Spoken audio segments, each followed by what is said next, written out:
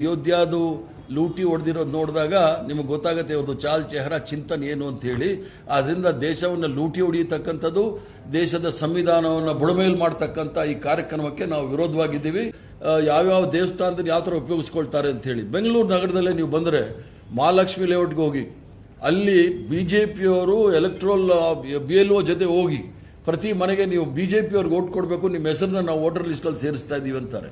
ಸದಾಶಿವನಗರದಲ್ಲಿ ಅಲ್ಲಿ ಮಲ್ಲೇಶ್ವರಂ ಕಾನ್ಸ್ಟಿಟ್ಯೂನ್ಸಿಗೆ ಸೇರುತ್ತೆ, ಅಲ್ಲಿ ಫುಟ್ಪಾತ್ ಮೇಲೆ ಕೂತ್ಕೊಂಡು ಎಲ್ಲರನ್ನೂ ಸಹ ಜಬರ್ದಸ್ತಿ ಬಲವಂತವಾಗಿ ಸೇರಿಸ್ತಕ್ಕಂಥ ಕೆಲಸ ಭಾರತೀಯ ಜನತಾ ಪಾರ್ಟಿಯವರು ಮಾಡ್ತಾ ಇದ್ದಾರೆ. ಜಯನಗರದಲ್ಲಿ ಆಗಿದೆ, BLOಗಳ ಜೊತೆ ಬಿಜೆಪಿಯವರೇ ಹೋಗಿ ಧಮಕಿ ಕೊಡ್ತಾ ಇದ್ದಾರೆ. ಮತ್ತೆ ತಮಗೆ ಅನಿಸಿರ್ಬೋದು ಮಸೀದಿನಲ್ಲಿ ಸಮುದಾಯ ಭವನದಲ್ಲಿ ಯಾಕೆ ಹೆಸರು ಸೇರಿಸ್ತಾ ಇದ್ದಾರೆ ಅಂತ ಹೇಳಿ. ಬಹಳಷ್ಟು ಜನ BLOಗಳು ಟೀಚರ್ಗಳು ಇದ್ದಾರೆ, ಅಂಗನವಾಡಿಗಳು ಇದ್ದಾರೆ. ಅವರು ಆ ಸ್ಲಮ್ ಏರಿಯಾದಲ್ಲಿ ಆ ಒಂದು ಯಾರು ಅಲ್ಪಸಂಖ್ಯಾತರಿದ್ದಾರೆ ಮತ್ತು ಬಡ ಜನತೆ ಇದ್ದಾರೆ, ಅಲ್ಲಿ ಅವರು ಹೋಗ್ತಾ ಇಲ್ಲ. ಅಲ್ಲಿ ಹೋಗಿ ನಾವು ಅದನ್ನೆಲ್ಲ ನಾವು ಮಾಡೋಕ್ಕಾಗೋದಿಲ್ಲ ಅಂತ ಹೇಳಿದಕ್ಕೋಸ್ಕರ ನಮ್ಮವರು ಅದನ್ನ ಕಾನೂನುಬದ್ಧವಾಗಿ ಸಮುದಾಯ ಭವನ, ಮಸೀದಿ, ದೇವಸ್ಥಾನದಲ್ಲಿ ಅವರ ಹೆಸರುಗಳನ್ನು ನೋಂದಾವಣೆ ಮಾಡಲಿಕ್ಕೆ ಎನ್ಯುಮರೇಷನ್ ಫಾರ್ಮ್ನ ನಾವು ಫಿಲ್ ಮಾಡ್ತಾ ಇದ್ದೀವಿ. ಎನ್ಯುಮರೇಷನ್ ಫಾರ್ಮ್ ಫಿಲ್ ಮಾಡಿದ ಮೇಲೆ ಅದು ಸುಲಭವಾದ ಕೆಲಸ ಅಲ್ಲ.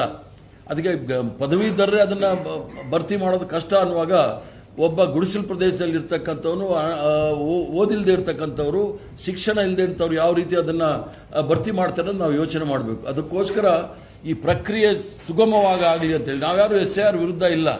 SIR ಅಲ್ಲಿ ಕಳ್ಳೋಟ್ಗಳು ಏನೇನು RSS ಅವರು BJP ಅವರು ಕಳ್ಳೋಟ್ಗಳು ಮಾಡಿಸುತ್ತಾ ಅದನ್ನು ಕಿತ್ತಾಕಲಿ ಅಂತ ಹೇಳ್ತೀವಿ. ಎಲ್ಲಿ ಡಬಲ್ ಹೆಸರುಗಳಿದೆ ಅದನ್ನು ಕಿತ್ತಾಕಿ ಅಂತ ಹೇಳ್ತೀವಿ. ಯಾರು ತೀರ್ಕೊಂಡಿದ್ದಾರೆ ಅವ್ರ ಹೆಸರನ್ನ ಕಿತ್ತಾಕಿ ಅಂತ ಹೇಳ್ತೀವಿ. ನಮ್ಮದೇನು ಅಂದ್ರೆ ಯಾವುದೇ ಒಂದು ನೈಜ ಅರ್ಹ ಮತದಾರರನ್ನ ಅವರ ಹೆಸರುಗಳನ್ನ ಮತದಾರರ ಪಟ್ಟಿಯಲ್ಲಿ ಬಿಡಬೇಡಿ ಅಂತ ನಮ್ಮ ಒತ್ತಡ. ಅಷ್ಟೆಲ್ಲ ಈ ನಮ್ಮ ಪ್ರಹ್ಲಾದ್ ಜೋಶಿ ಅವರು ಮಾತಾಡ್ತಾ ಇದ್ದಾರೆ. ನಿನ್ನೆ ತಾನೇ ನಿತಿನ್ ಗಡ್ಕರಿ ಅವರು ಹೇಳಿದ್ದಾರೆ, ಈ ದೇಶದಲ್ಲಿ ಯಾರ್ಯಾರು ನೆಲೆಸಿದ್ದಾರೆ ಅವರೆಲ್ಲರೂ ಸಹ ಭಾರತೀಯರು ಅಂತ ಹೇಳಿ. ಸ್ವಲ್ಪ ಆದರೂ ಅವ್ರ ಪಕ್ಕದಲ್ಲೇ ಇರೋದು ಮಹಾರಾಷ್ಟ್ರದಲ್ಲಿ, ಸ್ವಲ್ಪ ಆದರೂ ಅವರಿಂದ ಬುದ್ಧಿ ಕಲ್ತ್ಕೊಳ್ಳಿ ಅಂತೇಳಿ ನಾನು ಪ್ರಹ್ಲಾದ್ ಜೋಶಿ ಅವ್ರಿಗೆ ಹೇಳ್ತೀನಿ.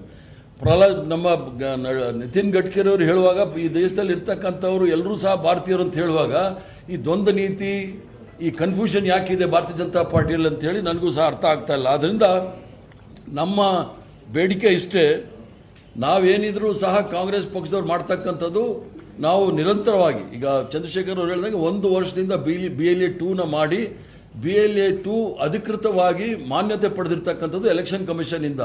ಅವರು ಮನೆಗೆ ಹೋಗಿ ಭರ್ತಿ ಮಾಡಿ ಎನ್ಯುಮರೇಷನ್ ಫಾರಂ ಸಿಕ್ಕಿದ್ಯಾ ಇಲ್ವಾ ಅಂತ ಕೇಳೋದು, ಎನ್ಯುಮರೇಷನ್ ಫಾರಂ ಸರಿಯಾಗಿ ಭರ್ತಿ ಮಾಡಿದ್ದೀರಾ ಇಲ್ವಾ ಅಂತ ಕೇಳೋದು, ಎನ್ಯುಮರೇಷನ್ ಫಾರಂ ಯಾವ ರೀತಿ ಭರ್ತಿ ಮಾಡಬೇಕು ಅನ್ನೋದು ಹೇಳ್ಕೊಡೋದು, ಅದನ್ನು ತಗೊಂಡೋಗಿ ಎಲೆಕ್ಷನ್ ಕಮಿಷನ್ ಕೊಡ್ತಕ್ಕಂಥ ಕೆಲಸ BLA 2 ಅವರೇ ಮಾಡ್ತಕ್ಕಂಥದ್ದು.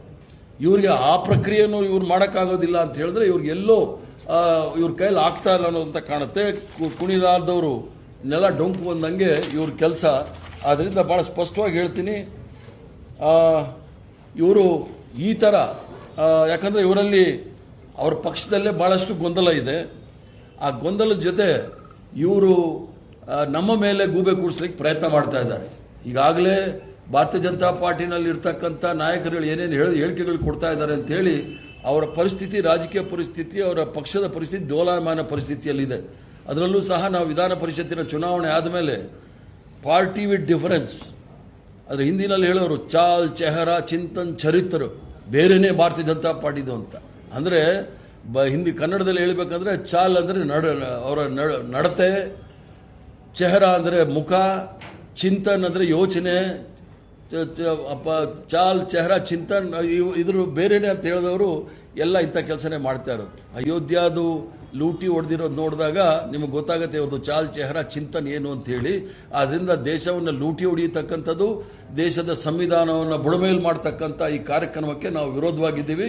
ಯಾವುದೇ ಅರ್ಹ ಮತದಾರರನ್ನ ಕೈ ಬಿಡಬಾರ್ದು ಮತಪಟ್ಟಿಯಲ್ಲಿ ಅನ್ನೋದು ನಮ್ಮ ಒತ್ತಡ.